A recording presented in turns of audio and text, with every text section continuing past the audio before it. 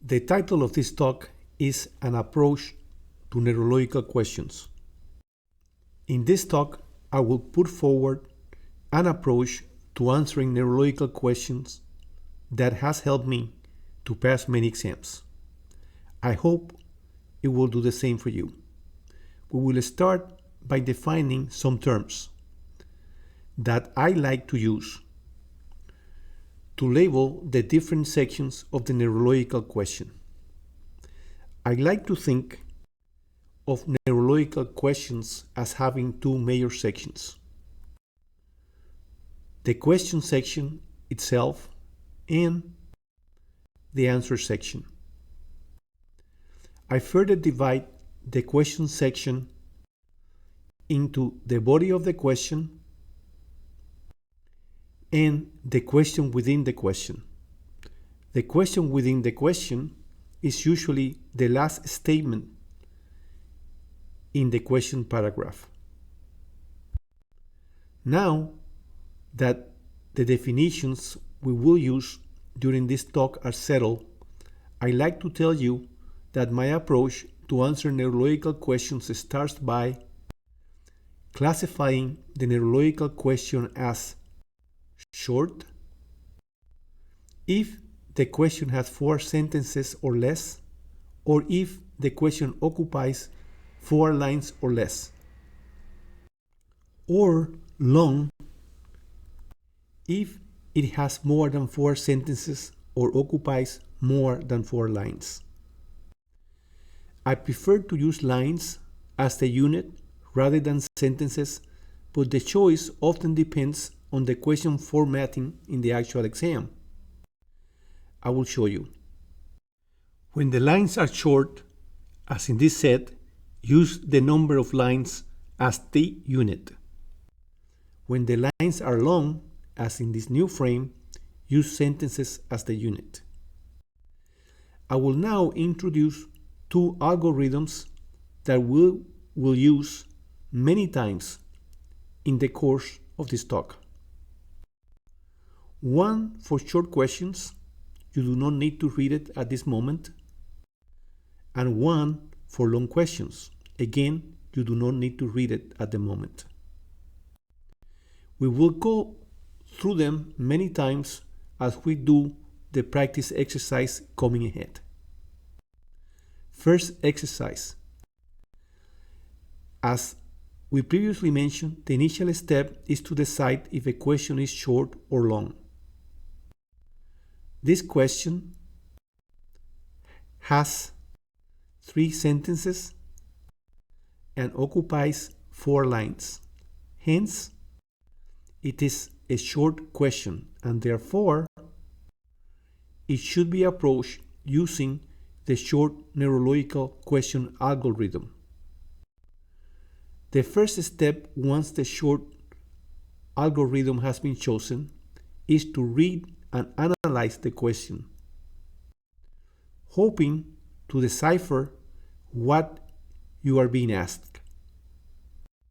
So, in this frame, you can see the question and possible answers. We are going to read the question together. Please keep in mind that the main purpose of reading and analyzing the question is to decipher what are you being asked. So, we look at the age and the problem. As part of the analysis, this sentence can be simplified as an old man with gait difficulties. The next sentence is about the examination and describes the loss of toe proprioception. Next sentence, which as we have defined it, is the question within the question, refers to people with impaired proprioception. So the question is not about the patient, the 85-year-old man initially mentioned in the question. The question is about patients with impaired proprioception in general. The word that follow fall if they stand with their feet together and do which of the following. Hints at the first part of the Romberg test. This hint allows you to formulate what you are being asked without further reading, which is, do you know how to perform a Romberg test?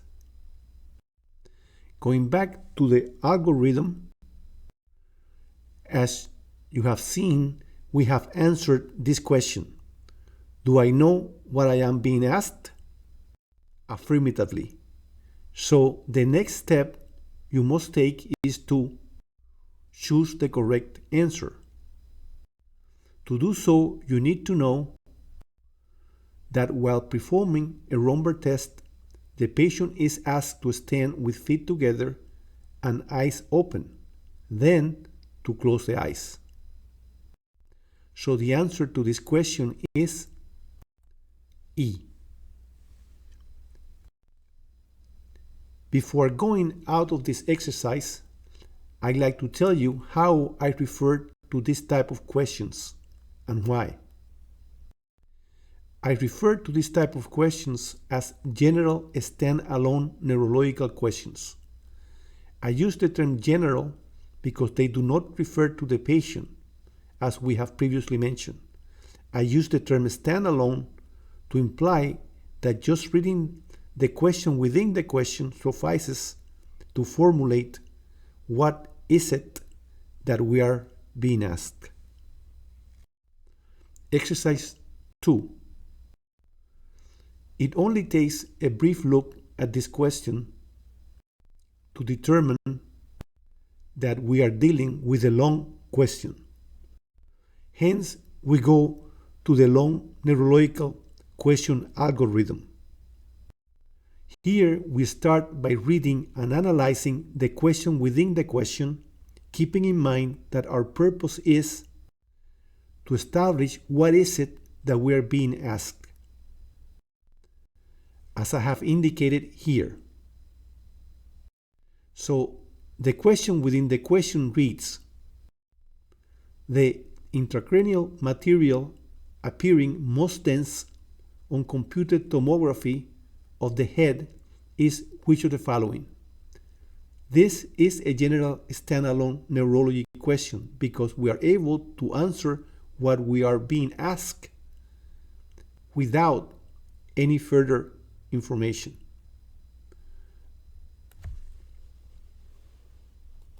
The reason this is so is because there is only one unit to measure CT density.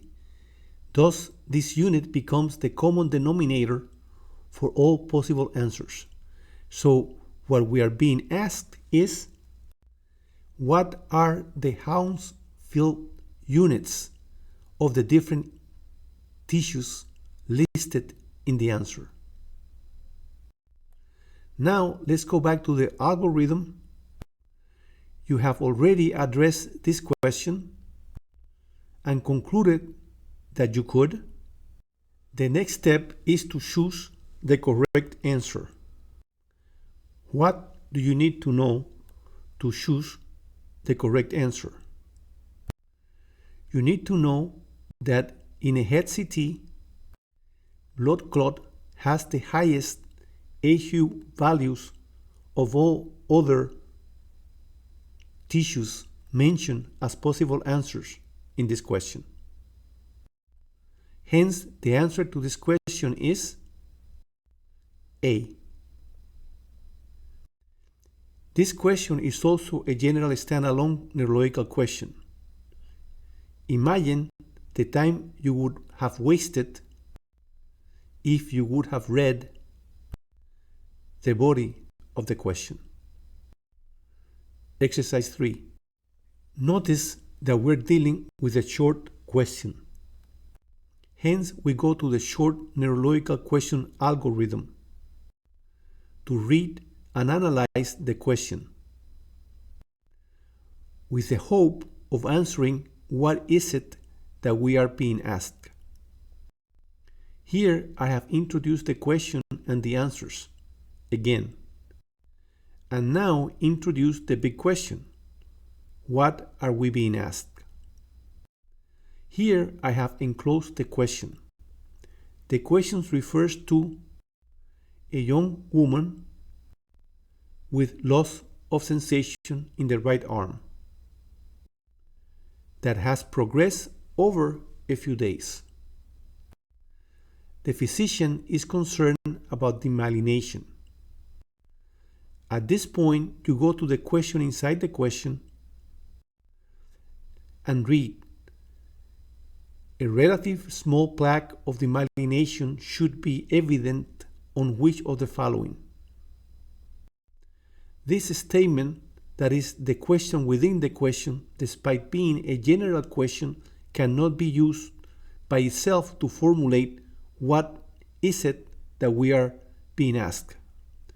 This is so because, unlike in question 2, where there was only one unit of value, Hausfeld units, in this case, the question within the question does not infer a specific unit or modality. In other words, you cannot determine from reading the question within the question what the common denominator for the 5 possible answers is. So, the answer to this question is no. And this leads us to the next step, that is to read and analyze the answers in an effort to answering the big question, what am I being asked? So, to recap, since the question within the question is general, as we previously mentioned, we do not need to read the body of the question, because we have already done so, and looking for further clues as to what is it that we are being asked is futile. But we need to read and analyze the answers because it is not a general standalone neurological question. The reading and analysis of the answers reveals that 3 of them refer to MRIs, 1 to a CT, and 1 to a PET scan. They all have one thing in common, what we have been referring to as common denominator, and that is that they all are imaging studies. Hence, we can now decipher what we are being asked. Which is the best imaging study to see a multiple sclerosis plaque? So, the process of reading and analyzing the answers allows us to answer this question affirmatively. And the next step is to choose the correct answer.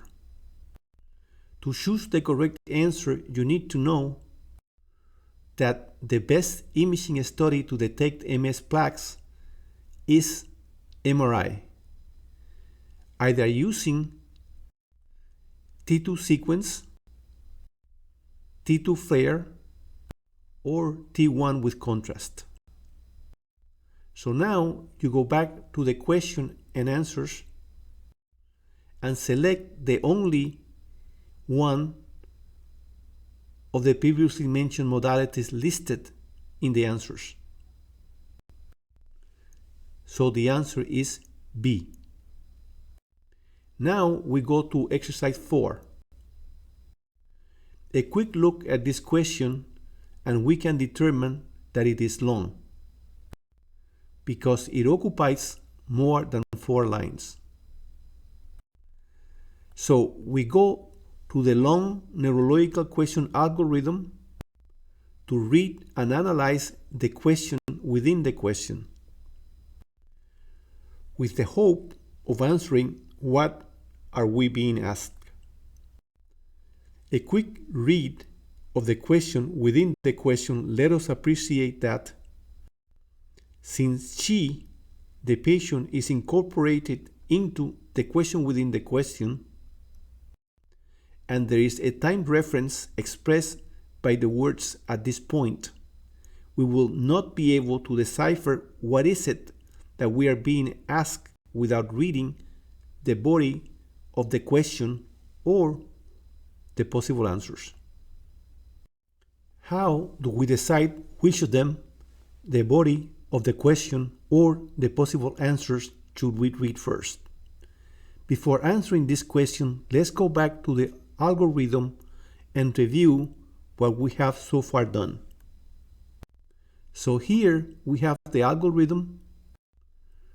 We establish that at this junction, this question warrants a negative answer. What do we do next?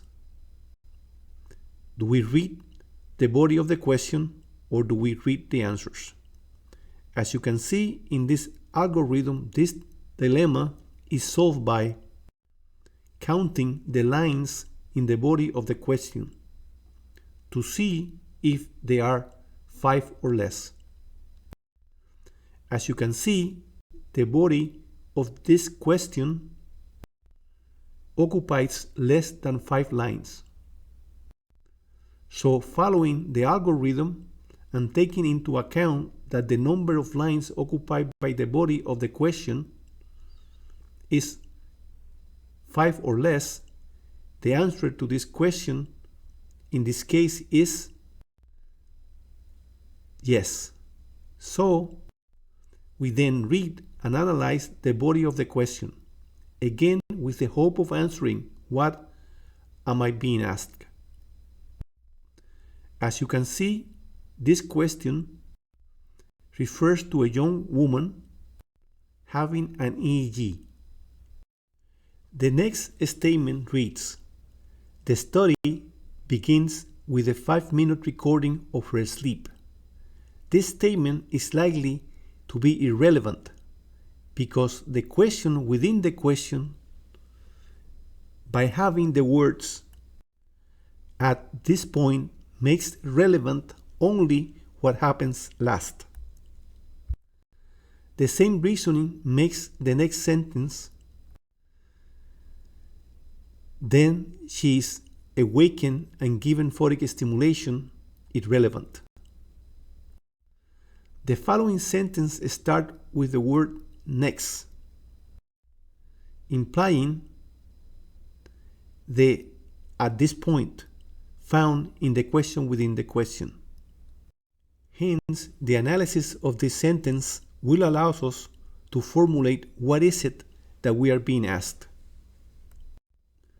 which is what is the activity usually present bilaterally in the occipital and parietal areas in a normal young adult when alert and awake, laying with eyes closed in a quiet room, or more simply stated, what is the normal background rhythm for a young adult?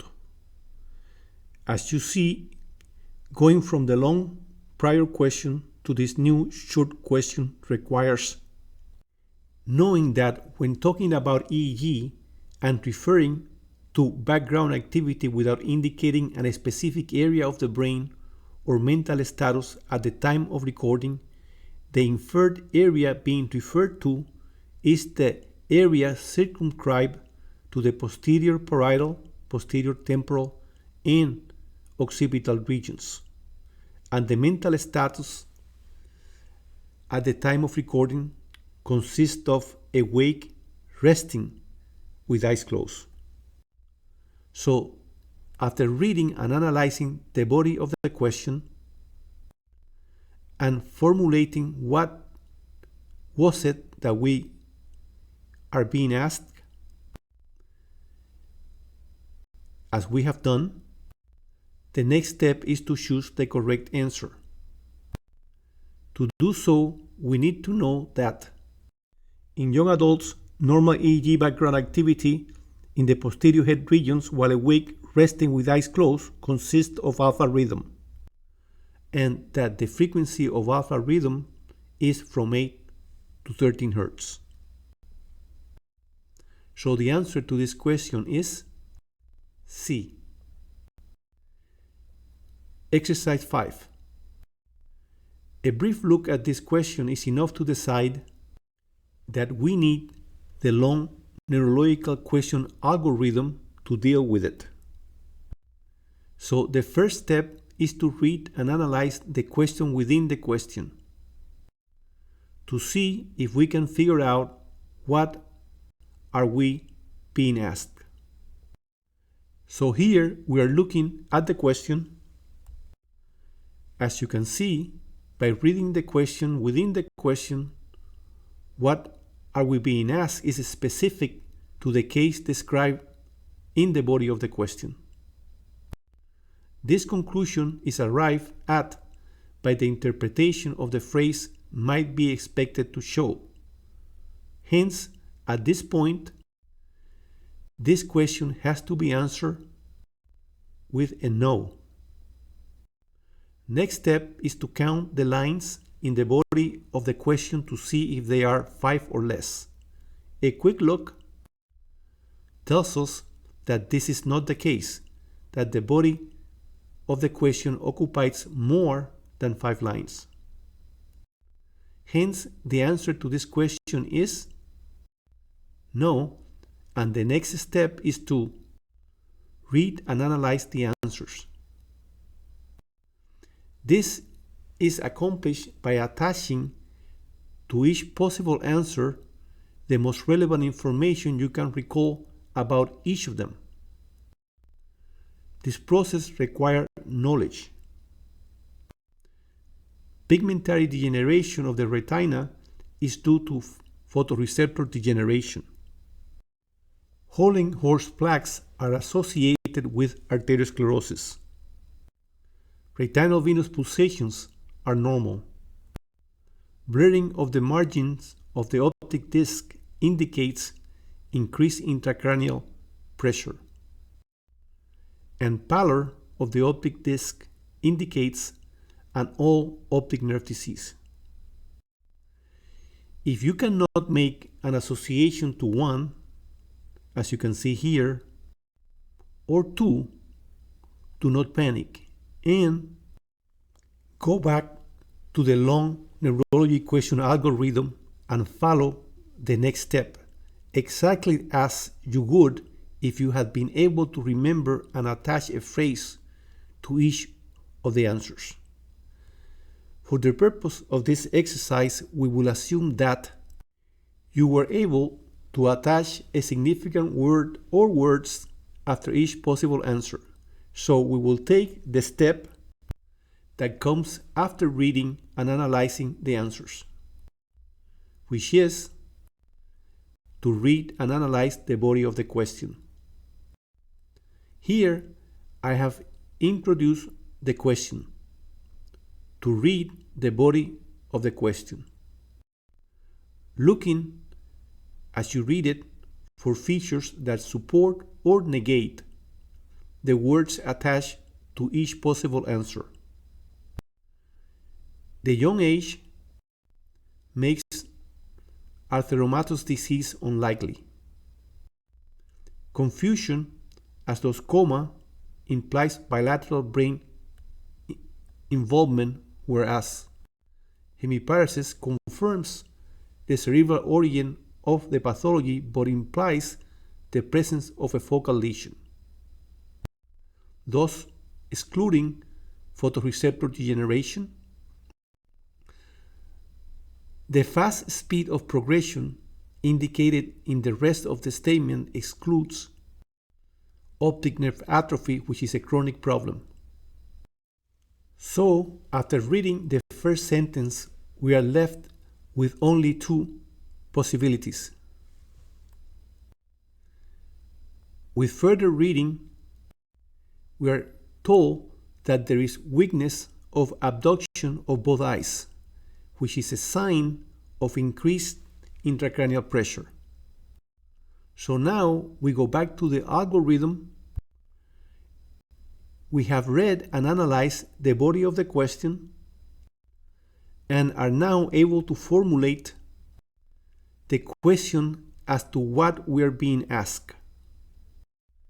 So we can go back to the exercise and introduce what is it that we are being asked. Which of these fundoscopic findings is most likely associated with increased intracranial pressure? and we are left with choosing an answer.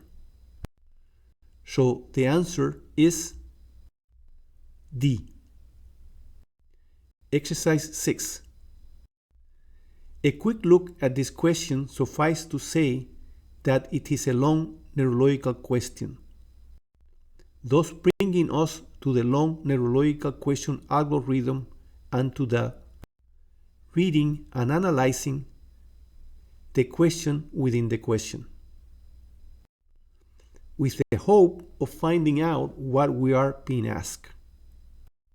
So the question within the question reads, which of the following is most likely associated with these patient symptoms? After reading this question, it is easy to realize that to determine what is it that you are being asked, you need more information. So the answer to this question is nope. Then, following the algorithm, you see if the body of the question has 5 lines or less. By looking at this question, it does not take long to come up with an answer, which is no. So next step is to read and analyze the possible answers. And as we have done before, just write by the side 2 or 3 words reflecting the most important features you can recall about each possible answer, as I have done here. If writing is not possible because of the nature of the exam platform and you are not given extra platform to do so, just make mental notes of the associations. After reading and analyzing the possible answers, which as we have just mentioned means writing literally or figuratively by the side of each possible answers what you think is most relevant, you go on to read and analyze the body of the question. If in the body of the question you have an image, read the first sentence of the body of the question, looking for the chief complaint, which in this case is low back pain. Next, you go to the image. Enlarge the image and review it in light of the chief complaint, as I have done here. And in this case, we need to know that this is a T2 sagittal spinal MRI showing disc degeneration in the lower lumbar regions. Or just to notice that there is a difference between a rather normal looking intervertebral disc and a definitely abnormal looking intervertebral disc. Once you have determined the abnormality in the image, as we have done in this case, we can decipher what is it that we are being asked, which is which of the following is a risk factor for this disease. So after figuring out what we are being asked, we need to choose the correct answer,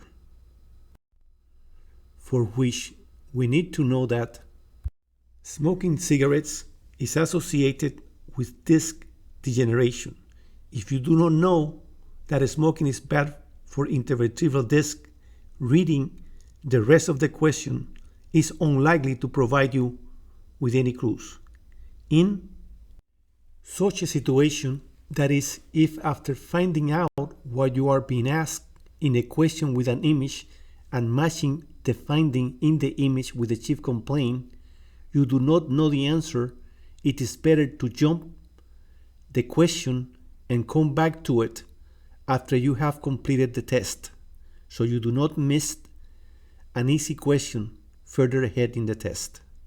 Make sure when you do this that you mark the question enough to go back to it, and that you do not mess up the order of the questioning. Exercise 7. A brief line counting leads you to the short neurological question algorithm and to read and analyze the whole question, hoping to figure out what you're being asked. So you go to the history and start reading and analyzing it. An old man with multiple predisposing causes for a stroke has a stroke or a seizure, an assumption based on the acute onset of symptom, but stroke appears most likely because of the predisposing factors. Next, we read the initially described ER findings, which are ataxia and dizziness worsened with motion. These findings lack precise localizing value, but later described findings, right facial numbness associated with left arm and leg numbness, have precise localizing value and are consistent with a right lateral medullary lesion. To come to this conclusion, you must know that numbness on one side above numbness on the opposite side of the body indicates a lesion ipsilateral to and at the level of the rostral numbness. Hence, right facial numbness and left limb numbness is consistent with right lateral medullary involvement. Next, we read the question within the question, which in light of our recent deduction allows us to decipher what are we being asked, which is, which artery is producing the right lateral medullary syndrome? To answer this question, we need to know that the middle cerebral artery does not irrigate the brainstem. So the answer to this question is D. Exercise 8. Earlier in this talk, I told you not to panic. I told you so when facing a situation when you fail to remember anything to associate to a possible answer. In this case, 2 possible answers, as you can see. I hope you also recall that the answer to this question is D. Hence, as you can see, not knowing what to associate to possible answers A and B had no bearing on us choosing the correct answer. So, this being the case if we're lucky. But what about if we are not lucky? And the correct answer is one you have made no association to, as it is in this example. In such a case, you have improved your chances of being correct from 20% to 33%. Exercise 9. Now let's go back to the same question. You read the question within the question and you are unable to figure out what you're being asked. So you look at the possible answers and you do not remember any association with the possible answers. And you are running out of time. What should you do? You have 3 options. Option number 1. Consistently choose your favorite letter. Most people think C is the best choice. Option number 2. Let your guts do the talking. Choose the answer you think is most likely to be the correct answer. And option number 3. Choose C or preferred letter for long questions and go with your guts for shorter questions. The approach to neurological questions we have used in this talk may seem to you time-consuming and painful, but it is not more so than learning to ride a bike. And as riding a bike, once you learn to master it, you will do it without thinking about it. Thank you and good luck.